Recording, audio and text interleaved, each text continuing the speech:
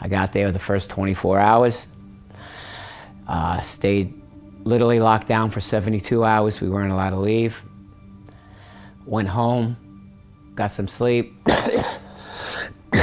and then worked 7 days a week, 12 hours a day for 9.5 months down there. I've put over 2,500 hours in. Busloads and busloads of firemen going down there and, you know, getting in the pile and doing all this stuff. And I thought I was going down there, taking my heavy equipment, lifting up that steel, and finding survivors. That's how, it's just what I thought.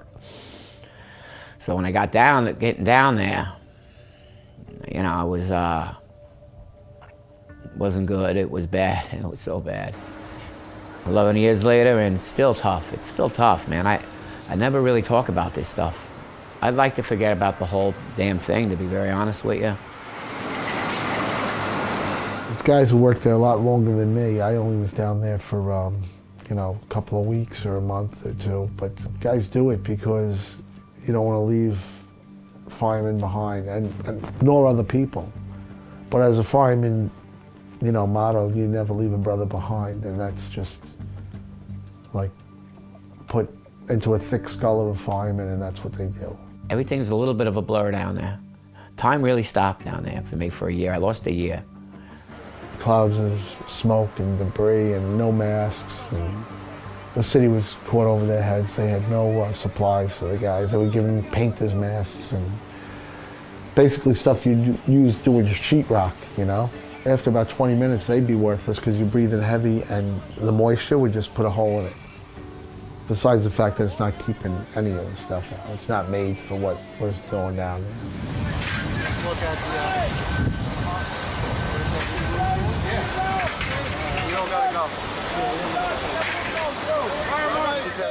One of the things that is very peculiar about 9/11 is that although you had that initial explosion and the initial fire, those fires persisted for literally months after 9/11. And so you had a tremendous amount of dust in the air, and you continued to have the burning of the fires. And so you had all the toxins that were produced as a result of the burning of these materials that were also in the air.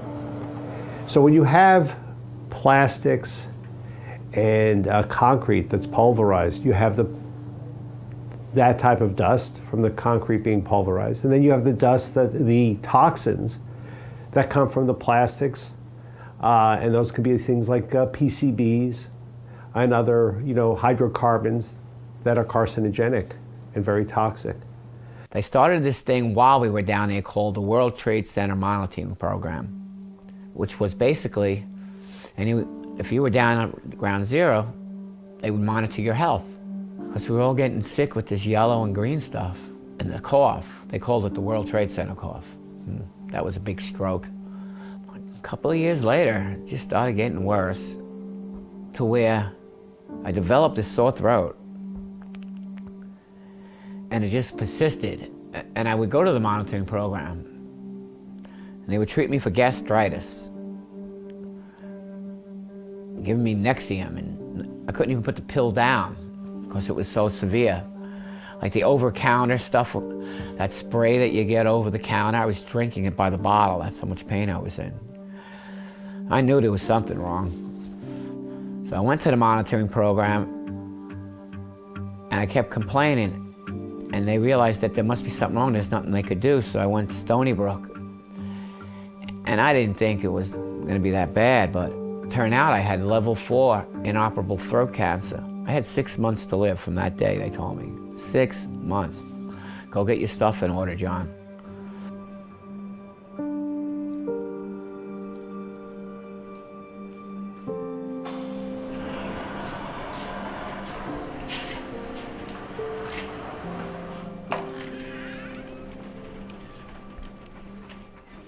In 2011, last year, in March, the beginning of March, I was starting to have headaches. And this is, you know, 10 years after the devastation there. And I had headaches for like 10 to 14 days, and my wife's in the nursing field, and she finally said, let's go, you're going to the doctor. And I went to the doctor, and I went for an MRI, and I got a phone call from the doctor's office saying the doctor wants to see me about the MRI, which is not usually a good thing. I was at work like the night before. The next morning at 8:30 in the morning, I was in surgery having my head cut open, and I had a brain biopsy, and they told my wife I had a large mass brain lymphoma, brain cancer.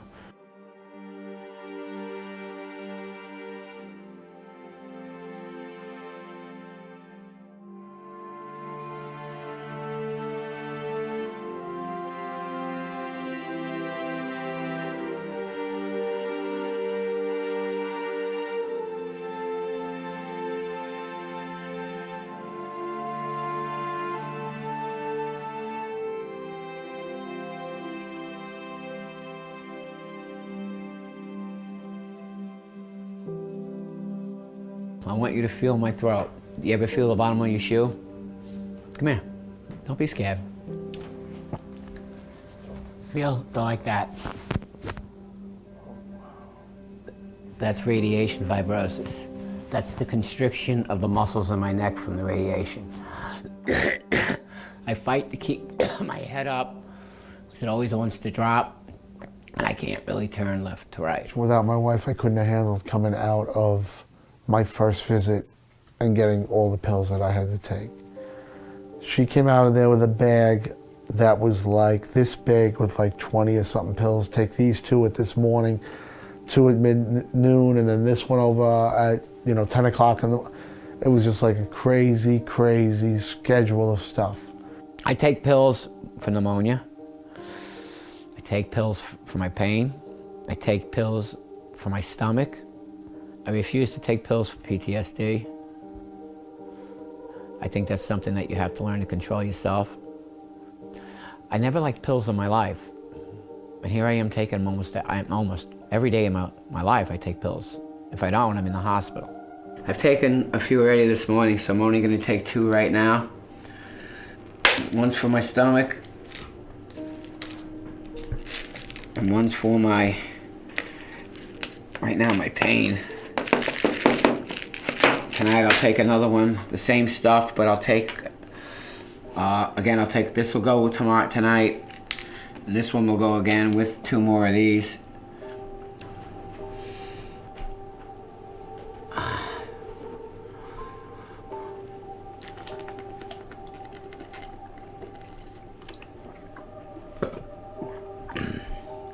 Besides the fact that how many pills I got to take, the money it costs for these things is phenomenal, like incredible. It's crazy.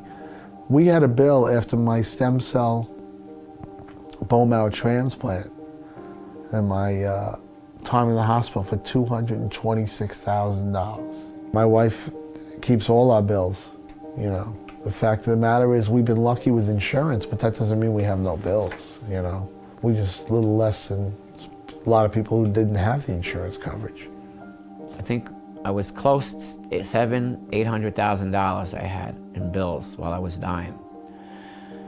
So I had a lawyer fight for me to be recognized that my cancer was directly linked to Ground Zero.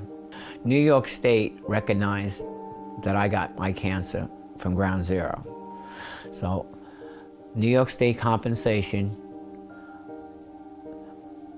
which basically is an insurance for when you work, you get hurt on the job, they'll cover your medical expenses and your loss of, and I get $400 a week, $1,600 a month to live on. I'm fighting for my life, and now I have to fight to be recognized as an emergency responder. But my state did, but my federal government, and up till today, it still isn't official recognized as cancer.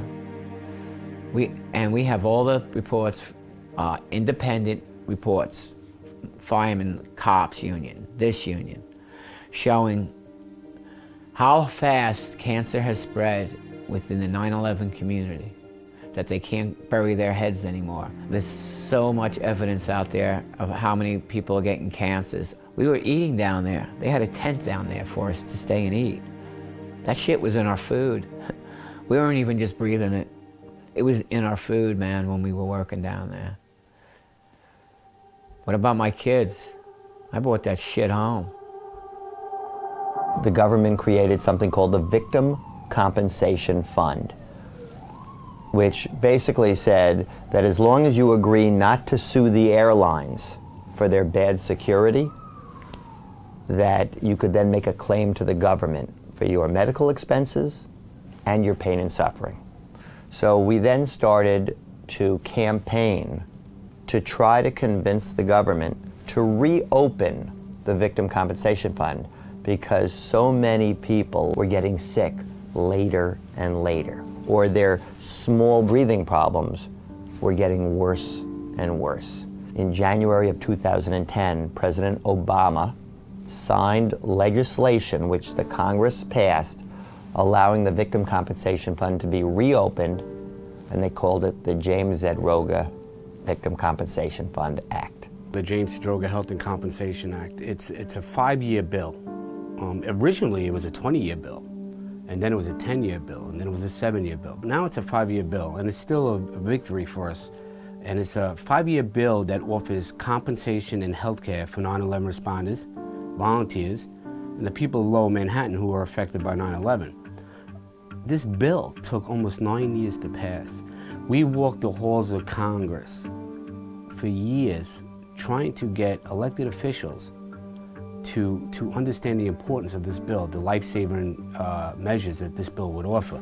You know, those who said we couldn't get it done, there's not a better feeling in the world knowing that you proved them wrong. I'm proud of people like us that actually went down there, did the walk, and then came back. We're here 11 years later to make sure that the 9/11 responders aren't forgotten.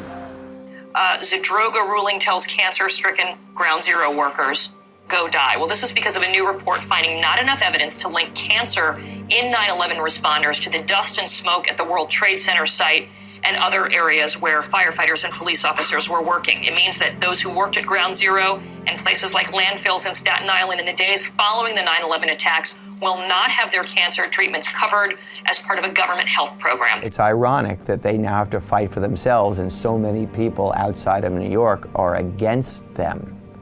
People have a short memory. I found out I had cancer, and you know, it's just devastating. You don't even know where you're heading. Such a burden on my wife, like the pressures of, you know, am I going to make it? I didn't have a will to take firemen. There's so many firemen out there, and people in general. I don't have a will, healthcare proxy. You know, everything was a rush. I mean, there was a chance I wasn't lasting long, you know. But one of the first things I had said to my wife was, and we had a little young girl. She just turned 5, so she was 4 when this all happened. And I said, there's no way cancer's beating me. Congress last year set aside $4.3 billion to treat and compensate first responders who were exposed to fumes and dust. Everything from asthma to chronic respiratory illness was covered, but not cancer. One of the things that happened with that toxic exposure, that was what was released in the environment were known carcinogens. These were things that are known to be related to causing cancer. When I thought we were busy for all those years, we became busier because now we knew we had to get cancer edited. So 45 cancers were recommended by the Scientific Technical Advisory Committee.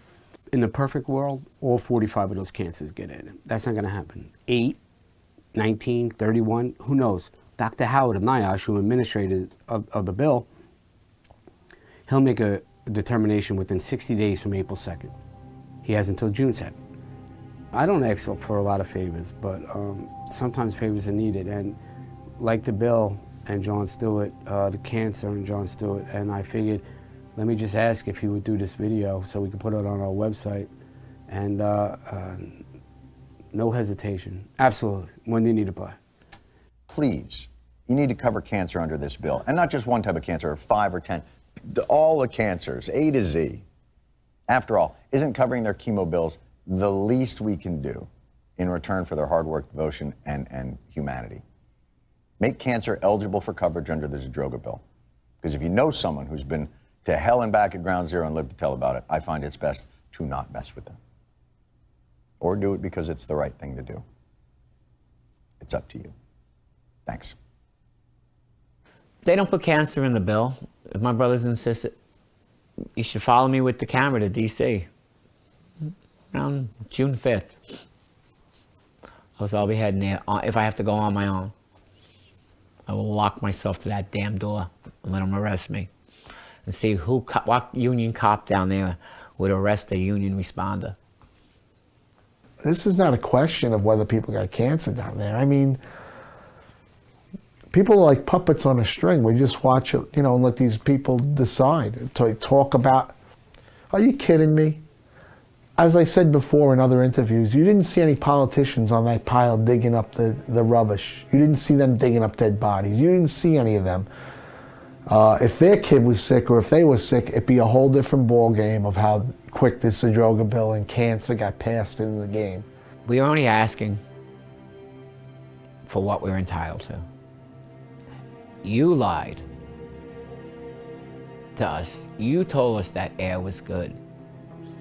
We did what we were supposed to do, believing that our country was on our side, that our government was on our side. And it's sad to say that the country don't give a shit. To not be able to put food on your table and provide for your kids because you got sick from lies from 9/11 and you weren't given proper respiratory gear is the biggest insult. You know, tonight we're gonna go to a fundraiser. This family was left with mountain medical bills. Mountain medical bills. Because their husband and their father died of 9/11 related cancer.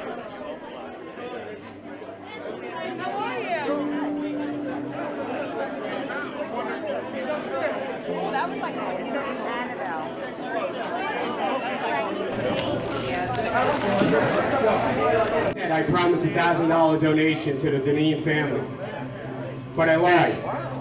We're going to give the Journeyman family a $5,000 donation.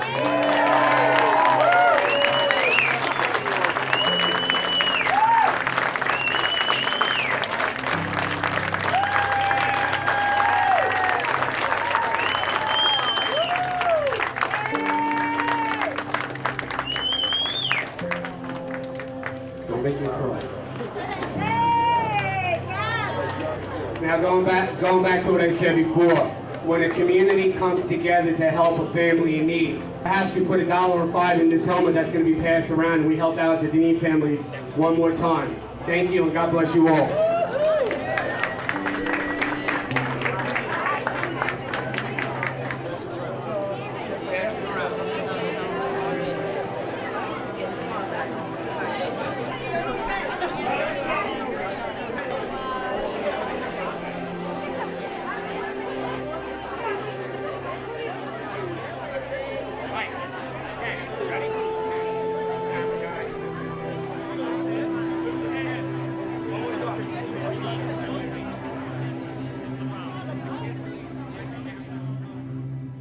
They gave money for the Zadroga bill for people with injured backs, carpal tunnel.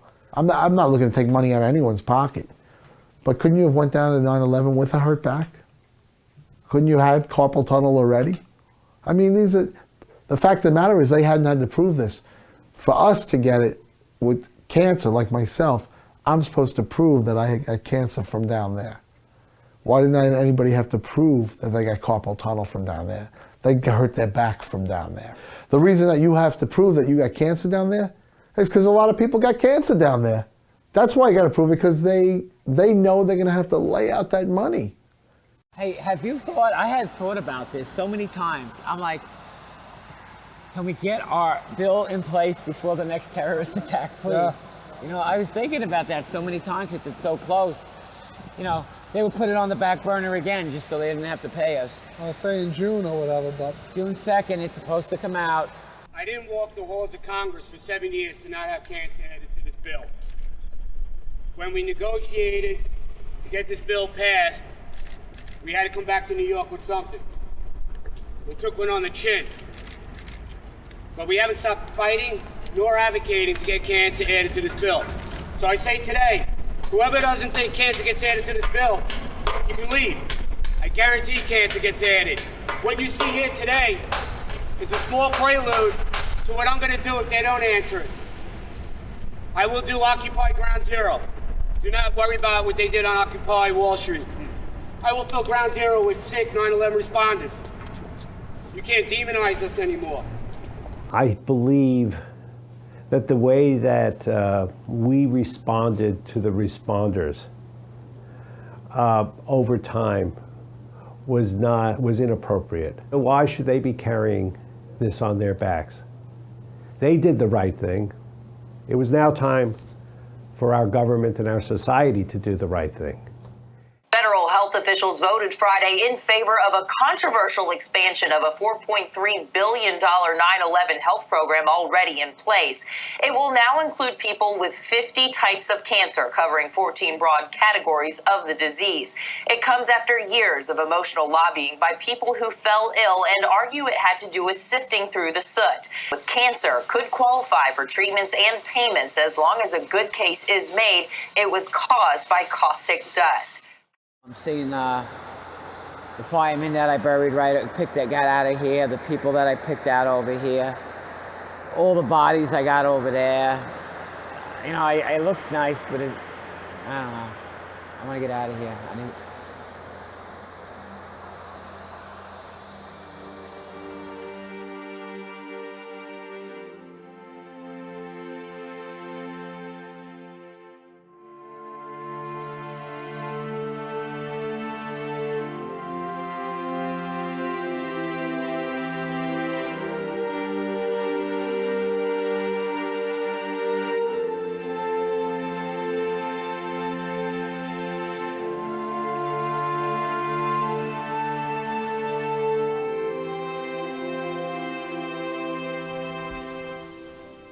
I ain't dying. Not yet.